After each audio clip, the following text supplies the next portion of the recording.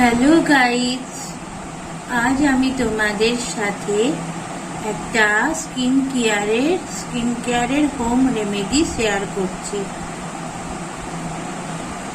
ঘরে বানানো উপকরণ দিয়ে একটা হোম রেমেডি স্কিন কেয়ার। এটা ফেস ওয়াশ বলতে পারো, ফেস প্যাক বলতে পারো, ফেস স্ক্রাবার বলতে পারো, যেমন খুশি ভাবে তোমরা ইউজ করতে পারো।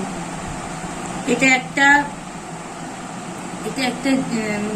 জেলের টিপে ছিল, সেটাতে আমি এটা প্যাকটা রেডি করে রেখে দিয়েছি। তোমাদের জাস্ট খুলে দেখাচ্ছি। এই দেখো, এই হচ্ছে ঘরোয়া হোম রেমেডি। এর মধ্যে কি কি আছে জানো? এর মধ্যে আছে একটু চাল, একটু ভাতের ফ্যান, একটু দুধ আছে, হলুদ আছে, একটু বেসন আছে, টক দই আছে। সব উপকরণ দিয়ে এই পেস্টটা তৈরি করা হয়েছে।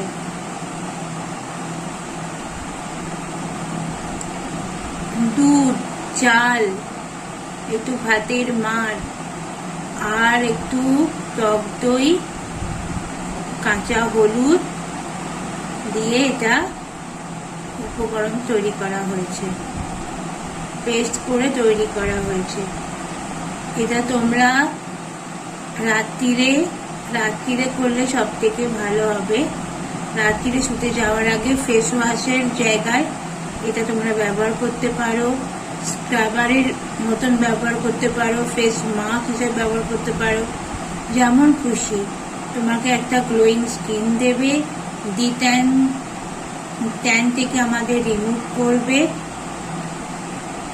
কাঁচের মতন ঝকঝকে একটা স্কিন পাবে। আর এর মতন ভালো উপকরণ মনে হয় অন্য কোথাও আছে বলে আমার মনে হয় না। চলো তোমাদের একটা এমনি হাতে লাগিয়ে দেখাচ্ছি। এখান থেকে একটু নিয়ে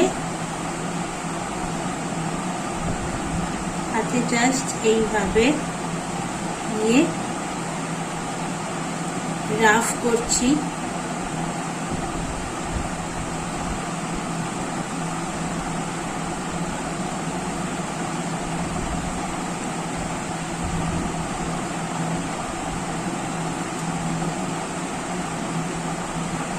স্ক্রাবারের মতন ঘষতে পারো, ফেস ওয়াশের মতন ইউজ করতে পারো, ফেস প্যাকের মতন ইউজ করতে পারো, যেমন খুশি ইচ্ছা।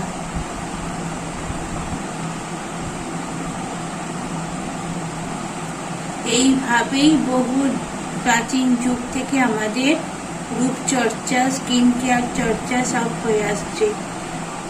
আমাদের মা ঠাকুমার আমলে তখনকার দিনে মুসুর ডাল বাটা, বেসন, মুলতানি মাটি এসব ঘরোয়া উপকরণ দিয়ে তখনকার দিনে এত ফেস ওয়াশ, স্ক্রাবারের প্রচলন ছিল না। এইভাবেই তারা রূপচর্চা করে নিজেদেরকে ফিটফাট রাখত।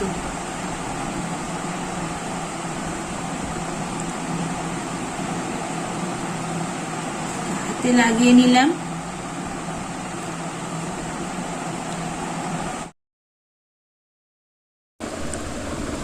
আমি প্যাকটা যাতে ভালো থাকে তার জন্য আমি ফ্রিজে স্টোর করে রেখে দিই। এতে প্যাকটা অনেক দিন ভালো থাকে। ভালো করে দেখে বলো একদম চকচক করছে কিনা হাত।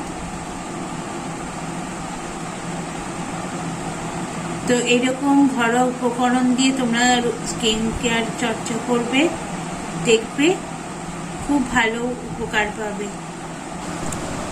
চলো আজকের মতন তাহলে বিদায় নিচ্ছি।